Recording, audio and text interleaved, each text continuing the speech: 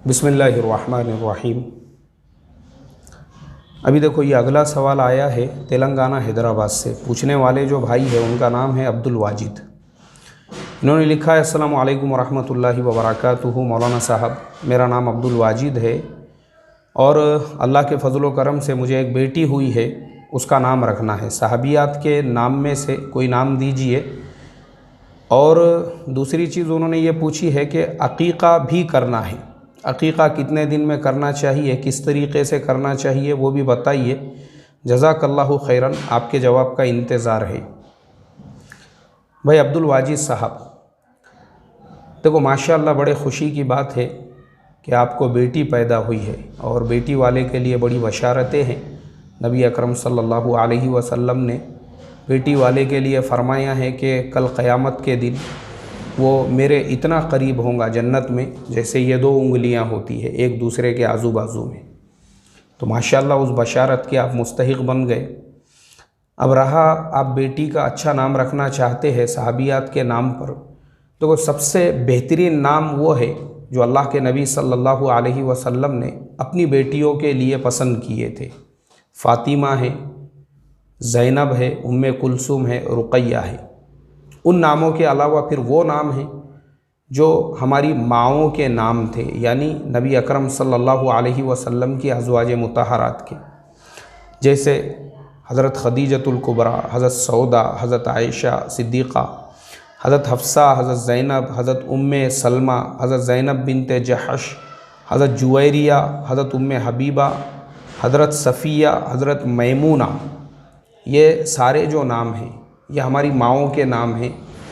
इसी तरीक़े से मारिया जो है आपकी एक बांदी का नाम था, उसको भी आप सेलेक्ट कर सकते हैं।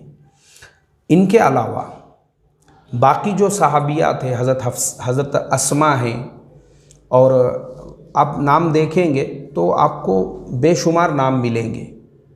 सहाबियात के भी जो नाम हैं अगर आप देखेंगे तो आपको बेशुमार नाम मिलेंगे सहाबियात के, जो हम लोग तालीम वग़ैरह के अंदर सुनते रहते हैं। कोई भी नाम आप सेलेक्ट कर सकते हो, उन नामों में से आप आपके बेटी का कोई नाम रख सकते हैं माशाअल्लाह। और मैं अल्लाह की ज़ात से उम्मीद करता हूँ जब आपके दिल में ये जज्बा है कि सहाबियात के नाम पर बेटी का नाम हो तो इंशाअल्लाह उसके असरात ज़रूर उस बच्ची के ज़िंदगी में मुंतकिल होंगे। अब दूसरा जो आपका अक़ीक़े वाला सवाल है, देखो इसका जवाब मुझे मिला है हज़रत मौलाना खालिद सैफुल्लाह रहमानी साहब ने कामुसुल फ़िक़्ह जिल्द नंबर 4 और सफ़ा नंबर 410 बड़े तफसील के साथ में अक़ीक़े की पूरी वजाहत आपने की है। लेकिन जो मसनून है वो मैं आपको बताता हूँ।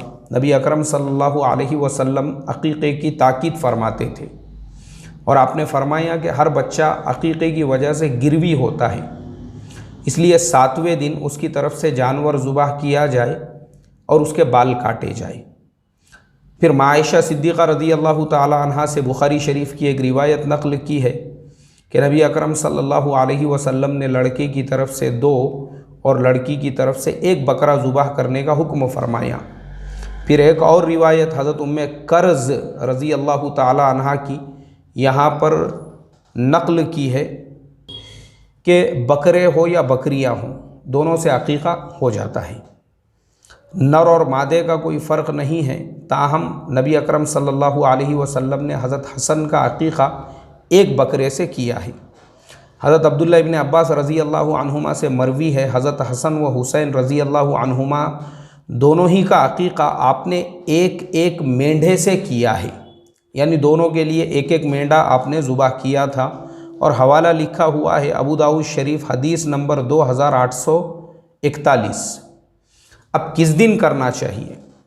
7वें दिन अक़ीक़ा करना, नाम रखना, बाल मुंडाना और बाल के हम वज़न चांदी सदका करना, ये मसनून है। नबी अकरम सल्लल्लाहु अलैहि वसल्लम ने हज़रत हसन और हुसैन रज़ी अल्लाहु अन्हुमा के साथ ऐसा ही किया था और हवाला लिखा है बैहक़ी का। उसके बाद में आगे लिखा है अक़ीक़ा दिन के वक्त करना बेहतर है। अगर बच्चे की पैदाइश रात में हुई हो तो उस सुबह से 7वें दिन की सुबह को अक़ीक़ा करे। अगर दिन में पैदाइश हुई हो तो यौम पैदाइश को छोड़कर दूसरे दिन से 7वां दिन शुमार करे। अक़ीक़े की क़ुरबानी तुलुए आफ्ताब के बाद मुस्तहब है और ये भी मुस्तहब है कि 7वें ही दिन नाम रखा जाए और बाल भी मुंडाए जाए। अब देखो, ये अल्लाह के नबी की सुन्नत है। अब मान लो अगर आपने 7वें दिन अकीक़ा नहीं किया किसी वजह से, तो आगे क्या लिखा है, अगर 7वें दिन अकीक़ा नहीं कर पाया तो 14वें दिन, फिर 21वें दिन करे।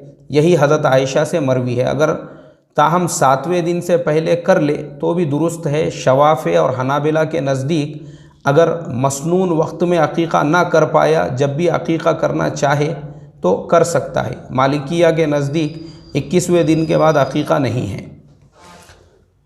तो अकीक़ा जो है आप 7वें दिन या 14वें दिन या 21वें दिन कर सकते हैं। उसके बाद में अगर कभी भी करना चाहे तो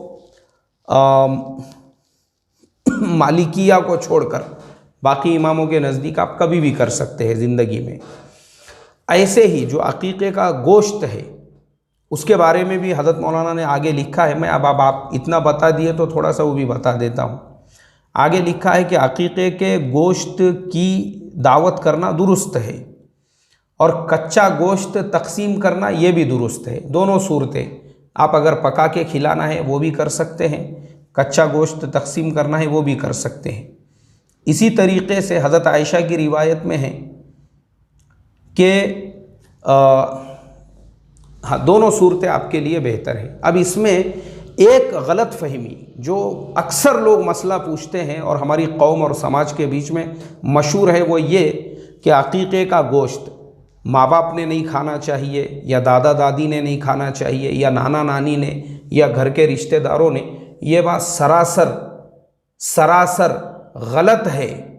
ये बात सरासर एक फैलाई हुई गलत फहमी है।